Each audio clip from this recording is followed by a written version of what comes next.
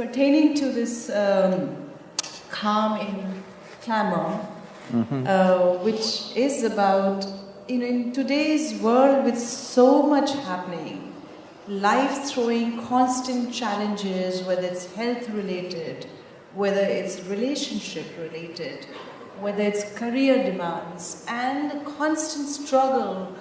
Let's forget the bigger terrorism and all that news, but in our own personal day-to-day life, there's so much of pressure, there's so much of challenges that we face.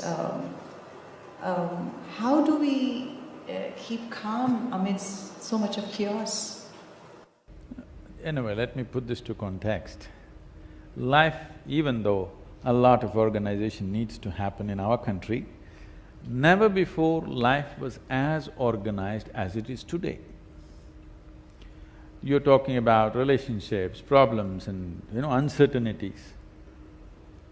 I want you to know, if you lived here 1,000 years ago, if your man or your child went out, you never know whether they'll come back or not, okay? There is always a tiger lurking right there, there is always an elephant wanting to stamp him, and he did not go out. If he went out for 2 days, you sat here praying, wanting him to come back because he didn't WhatsApp you and tell you every step of what he's doing. He just vanished. He just vanished for days or months. You never know whether he's going to come back or not. Every time he stepped out, not for war, even for business, even for work, if he went out, you don't know whether he will come back. For the first time, you can keep track of him. So I'm saying, life is more certain than ever before. We have just become less competent to handle. If you had to navigate your way through the jungle, it was different. Today, navigating through the Delhi traffic, there is road rage. Yesterday, today, some incidents are there, people are killing each other. People are killing each other just because they're not able to handle the traffic chaos. I can imagine if I left you in a rainforest, I can imagine the terror you will go through, because you won't know a thing about how to navigate. Every moment you have to be alert and find your way. There is no traffic policeman pointing this way or that way for you. When to stop, when to go, somebody has to tell you now. Then if you didn't stop at the right time, you would be dead. I'm saying life is more organized than ever before on this planet. Don't complain. You have more comforts, more conveniences than any generation ever had. Yes or no? Please, all of you. Yes or no? Aren't you enjoying more material comfort than your parents and your grandparents? Unless your grandfather was a Maharaja or something. Don't look at me.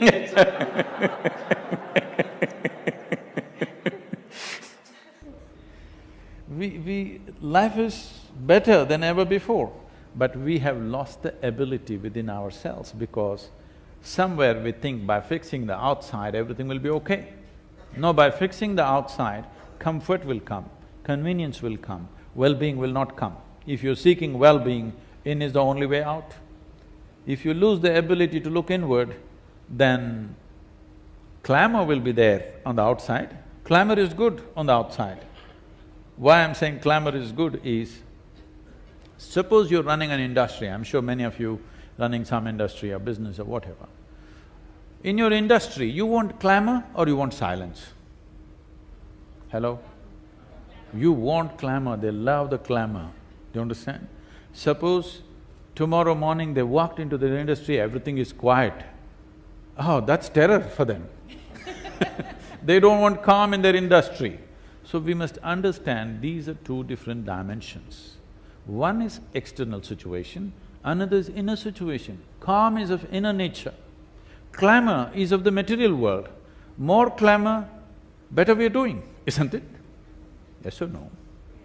More clamor, better we're doing. Yesterday somebody is telling me, Sadhguru, no development is happening, Prime Minister is going on saying things will happen, nothing is happening, only thing that's happening is more pollution. I said, more pollution means something is happening. Yes or no? More pollution means more people are driving, more machines are working, something is happening. Only thing is we have to see how to make it conducive for our lives, that's different. But more pollution means something is happening, isn't it? If nothing is happening, there'll be no pollution, yes. If all your industries, businesses, everything come to a standstill, of course pollution will come down, but that's not the way you want it to come down, isn't it? You want clamor on the outside, and calm is of your nature. But you have never explored what is the nature of who I am. In the sense, people are thinking by fixing this will be okay. No. We can put you in a palace, you can still be miserable. People have hung themselves in extreme poverty. People have hung themselves in palaces too, isn't it? So, creating a palace or extreme comfort levels does not mean you will be okay. You will be okay only when you know, understand and handle the mechanics of this life properly. As you know, all of you running industry and business, you understand, unless you understand the mechanics of what is happening in your business, you can't run it well, it's only by accident. Similarly with this, unless you understand and conduct this properly, you will not know what this is only by accident. When you're happy or peaceful by accident, then you will lose it on the road. Delhi streets are testing. So what do we do to keep calm inside, Guruji? See, there is no clamor inside, it's calm. It is just that you do not know what is inside, what is outside. Whatever happens outside, in compulsive reaction, inside also it happens. What is happening inside is only a reflection, right? Whatever is happening outside, the reflection is happening inside. Now if I hold a mirror to you, the mirror shows a beautiful face. If I hold it to myself, it shows an ugly face, what to do? What to do, that's how it is. But your face will not stick to the mirror, isn't it? So now I want to look beautiful, so I will show the mirror to you first and then keep the mirror in my home. I'm not going to look beautiful. No. Yes? So nothing stuck to the mirror. That is the importance and significance of the mirror. It is supposed to show you things just the way it is. When you ask a painter to paint your picture, you ask him to do little this and make yourself little more beautiful, everything. That's okay, because after we are gone, they see us really beautiful. But in the mirror, you stand in front of the mirror because you want to see it the way it is. Yes or no? Yes. That's the idea of standing in front of the mirror. I know we have heard stories of who is the prettiest of all in front of the mirror, all that stuff. But the essence of standing in front of the mirror is to see reality as it is, not to see a pretty picture. That is the nature of your mind too. This is not about painting a pretty picture. This is about simply seeing things the way they are. If you learn to see things just the way they are, you will know how to navigate. If you see things the way you want it, then you will not be able to navigate because you're not in reality, first of all. Guruji, it is exceptionally difficult to see things as they are, because I will tell you why it's difficult. No. Where is your… You show me where is your ego, I'll fix it right away. Where is it? In the mind. Where in the mind, tell me? Not in the brain, but in the mind, in the idea of ego. No, you're saying something like this, where is it? So… So the thing is just this, sometimes Manisha is very beautiful, a wonderful person, then you say, I am a wonderful person. Sometimes she is nasty. Then you turn back and say, oh, that was my ego. Okay? So Miss Ego is a fall guy. Whenever you are nasty, Miss Ego will come. Whenever you're wonderful, only you are there. So we are not owning our bad side. We must settle this. Is there only one person in this body or two? Multiple persons. Oh, this is schizophrenia.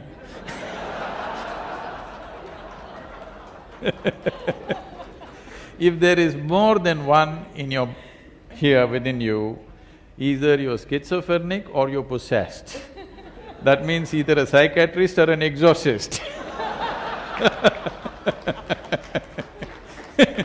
What it means is, when you say, I'm an individual, we must understand the root word for individual is indivisible. Indivisible. Yes, that means this cannot be further divided. Only if you come to this, that this is an individual, then you will understand the fundamental. If I'm wonderful, it's me. If I'm nasty, it's me. If I'm beautiful, it's me. If I'm ugly, it's me. Absolutely. If you come to terms with this, your life will be a constant step forward to become better and better. Whenever I'm wonderful, it's me. When I'm nasty, it's you. Well, it'll stay that way forever and it'll grow. So, Guruji, I'll just take this little more. That means that when we see in a mirror an ugly side, which I was saying as the ego, we should be able to accept that? Is that what you're saying? No, I'm saying what you call as a human being is not an established thing. It is a becoming. It's not really… we must call this human becoming. You have to become one, because in the evolutionary scale of things, you know Charles Darwin? Yes. He told you at one time you were a monkey, him, not me, okay.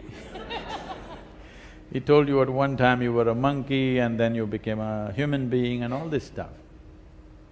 So he goes about saying a goat became a giraffe and it took so many million years, could have become, or a pig could have become an elephant, it took so many more million years. But between a monkey and a human being, it happened rather quickly. It didn't take enough time, I'm saying, to such a point that anthropologists today believe that there is a missing link. They believe there's a missing link because it happened so quickly. See, between the DNA of a chimpanzee and the human beings that we are, the DNA difference is only 1.23%. Not much of a difference, isn't it?